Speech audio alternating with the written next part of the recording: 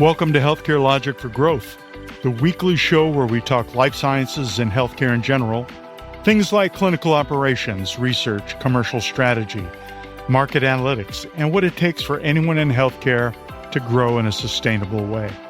I'm Eric Marr, your host, the founder of Life Science Logic and a current Life Science Association board member.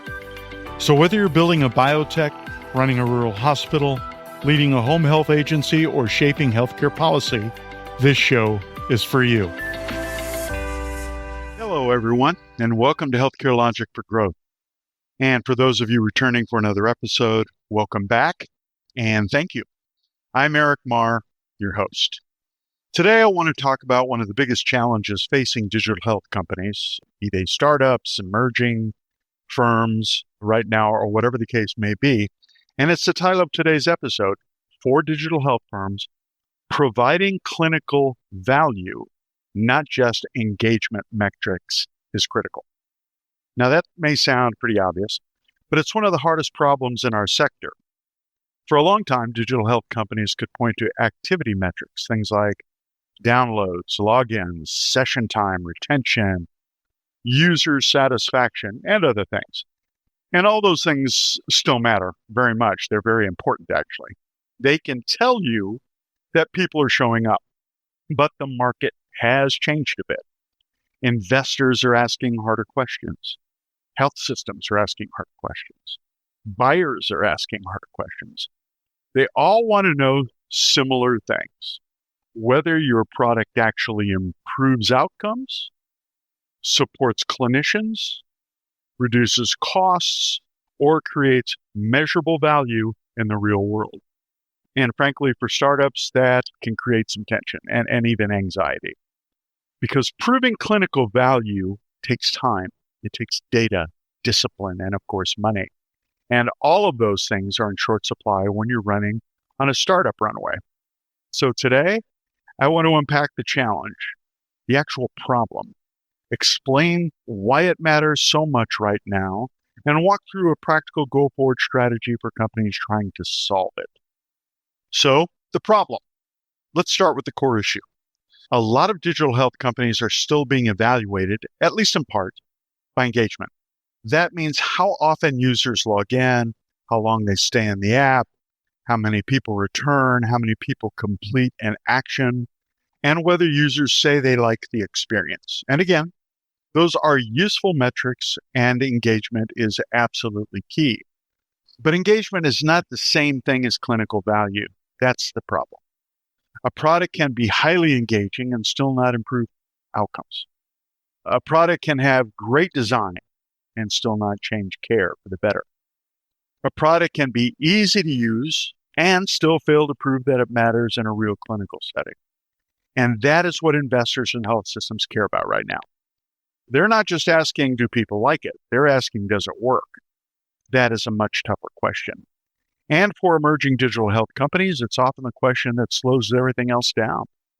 And why does it matter now? Well, this matters now because the digital health market has matured. A few years ago, a polished app and a strong story could go a long way. Today, that's typically not enough. The market has seen too many promising products that look good in demos, but never produced enough evidence to support broad adoption. So now, skepticism is higher. Decision makers want proof earlier, and that changes the game for startups. Investors want to know whether the company has a credible evidence path. Health systems want to know whether the product will improve workflow or outcomes in a way that matters operationally and financially. And everyone wants the answer sooner than they did a few years ago. That creates kind of a mismatch because evidence takes time to build, but a startup runway is usually limited. That gap is where a lot of digital health companies get stuck. They have a good product or service, a great product or service. They may even have early traction that looks promising, but still, they cannot fully answer the most important question. Can you prove that this works? So let's talk about why engagement is not enough. And I know that some of these things are repetitive. That's intentional because we want you to remember some salient points going forward. So why engagement is not enough? I want to pause here and make this point very clear. Engagement tells you whether people are interacting with your product. Not just with you, but with your product. Clinical value tells you whether the product is changing something that matters. Those are not the same thing. This is where digital health companies, again, can get into trouble. They may say our users are active, our retention is strong, people are coming back, and interface is working well. Those are good signs. But the question is, what changed because of that usage? Did outcomes improve? Did costs go down? Did adherence increase? Did the care team save time? Did the patient experience improve in a measurable way? That is the language buyers and investors understand. And if a company cannot connect the dots between usage and real-world impact, it becomes much harder to scale. So you really have a challenge, the evidence challenge. So let's talk about why this is so difficult. In healthcare, proof can be slow. We all know that. To prove clinical value, you usually need a clear hypothesis, a defined population, the right outcome measures, data access, a study design, clinical partners, and enough time to see whether the product truly made a difference. That's a lot. And for startups, every one of those steps can create friction. Maybe the clinical partner is slow to respond. Maybe the data is incomplete. Maybe the pilot is too small. Maybe the team chose the wrong metric early on. Maybe the product is trying to prove too many things at once. All of that slows progress. And in healthcare, slowing progress can be very expensive. Because if the company cannot show value quickly enough, it may miss funding milestones, delay expansion, or lose momentum with buyers. So the challenge is not just proving value. The challenge is proving value fast enough to matter commercially.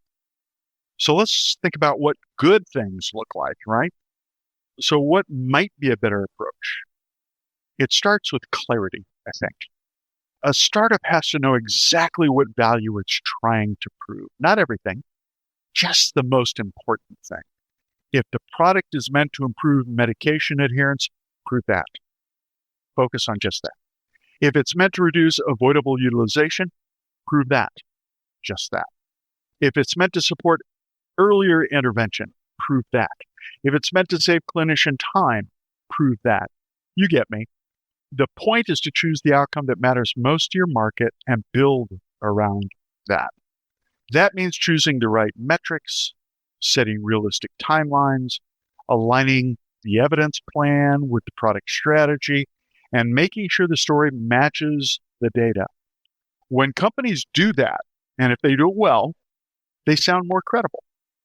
And when they sound more credible, they usually become easier to fund, easier to pilot, and easier to scale. For those of you who have joined me on other episodes, you know I'm a big believer in practical solutions to problems. So let's get practical. If you're a startup or emerging digital health company trying to solve this problem, here's what I would suggest, just a suggestion. Define the clinical outcome you are trying to prove, period. Be specific. Don't try to prove 5 things at once. Pick the one outcome that matters most to your buyer. Next, identify who needs to believe the proof. That could be a health system leader, a payer, a clinical champion, or an investor. Different audiences care about different kinds of evidence. Next, choose one primary metric and one supporting metric. If you try to measure everything, you will dilute the story, so keep it focused. Next, build evidence into the product and data plan early. I cannot overstate the importance of that. Do not treat evidence as a future product or project for that matter. It needs to be part of the roadmap from the very start. Tighten your language. Make sure your website, pitch deck, sales materials, and investor updates all reflect the same value story. Be honest about timeline. If the evidence path takes 9 months or 12 months, build that into your operating plan. Just state it. Set the expectations early. Next, Align your commercialization path with the evidence you can realistically generate. Don't sell the product as something it's not yet ready to prove, right? Next, prepare for hard questions early. Assume buyers and investors will ask about outcomes, economics, workflow impact, and adoption. Build and confirm those answers as best you can before they ask. That's how you reduce friction later. Let's talk about why some founders or CEOs or the leaders of your organization struggle here. I think founders struggle with this because they're being asked to do two things at once, right? They have to build the product and they have to prove the product. Sometimes they combine the two and really they're separate functions. That's a lot. And it's usually difficult, regardless of the category you're in. And frankly, it's especially difficult in healthcare because the evidence bar is higher, the buying cycle is longer, and the stakes are bigger. So if this feels frustrating, that's because it is frustrating. But it's also solvable. The key is not to resist the evidence requirement. The key is to organize around it. That is the real shift. We always incorporate a go-forward strategy at some point in these episodes because we don't want to just give you information and hope that it settles with you and you take actions. We suggest certain actions, right? And hopefully that helps. So here's a go-forward strategy if this topic and the discussion we've had relates to you and your team. It really overlaps with the practical insights we shared. And again, it's intentional. We want you to remember several things. So here's one of them. Define the proof you need. Start with the exact claim you want to make. Do not begin with a broad ambition. Start with a specific outcome that matters to the market you serve. Next, match the proof to the buyer. Make sure the evidence you generate will actually matter to the person making a decision. A payer, a health system, and an investor may all want proof, but not the same proof. That makes sense. Next, limit the metric set. Choose a primary outcome metric and one or two supporting metrics. Keep it focused. Clarity is more persuasive than volume. Next, build the evidence path into operations. Do not leave evidence planning to the end. Build it into the product design, the analytics, clinical partnerships, and commercial planning from the beginning. You'll see the wisdom in that when you actually do it. You may be doing it now, so you get what I'm saying. Set realistic timing. Map out how long evidence generation will actually take. Then align that, how long it's going to actually take, with your runway, your fundraising plan, and your launch goals. So all the things that can help you take this to market, you should be comfortable with because you have the evidence that you're going to need and that your audience and those around you are going to need. Next, tighten the value story. Make sure your marketing and sales language reflects what you can actually prove today, not just what you hope to prove later.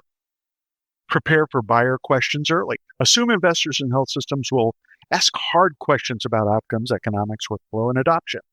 Build your answers before they ask. You'll look like a genius if you do. Next, create a bridge from evidence to adoption. Do not stop at the data. Make sure you know how the proof will translate into pilot expansion, contract discussion, reimbursement conversations, or broader adoption.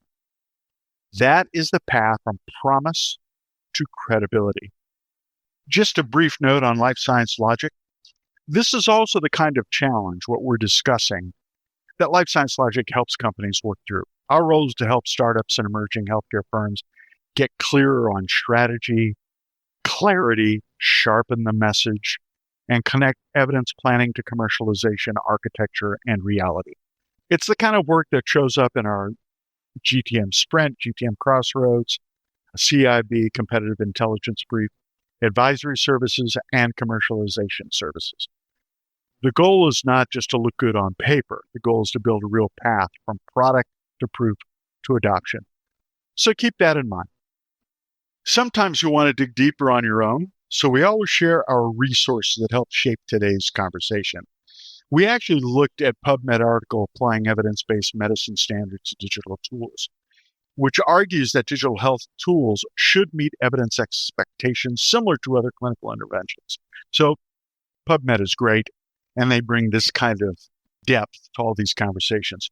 We also reviewed the Lancet Digital Health article, Advancing Digital Health Applications, Priorities for Innovation in Real-World Evidence Generation, which discusses the importance of real-world evidence in digital medicine as a whole. Another important was the NPI Digital Medicine article, Digital Therapeutics from Bench to Bedside, which covers the role of real-world evidence, commercialization, and barriers to broader adoption. So it's bringing in alignment all the moving pieces that are important before commercialization. We also reference the Digital Health Commercialization Framework from MIT, which helps support the broader strategy discussion, right?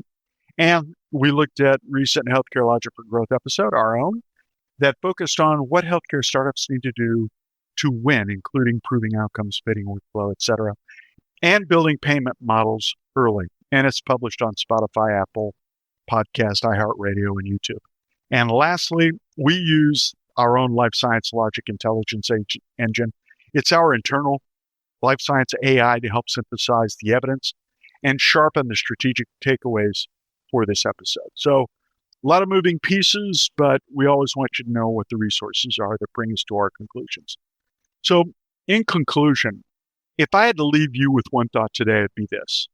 In digital health, engagement is helpful, but it's not the finish line. The market wants proof. It wants proof that your product improves care, changes outcomes, or creates economic value. And the companies that win will be the ones that build that proof into the business from the beginning. That has been true in almost every episode that we have published.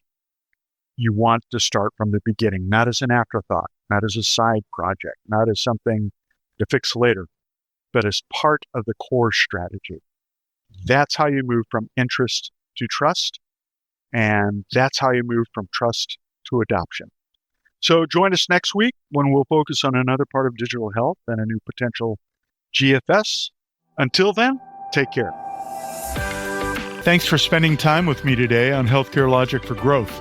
If this episode brought you value, share it with someone in your network who's navigating their own commercial journey. I think they'll appreciate it. And if you have a healthcare-related topic you want me to tackle, leave me a note at eric@lifesciencelogic.com. Thanks again. I hope you'll join me on the next episode.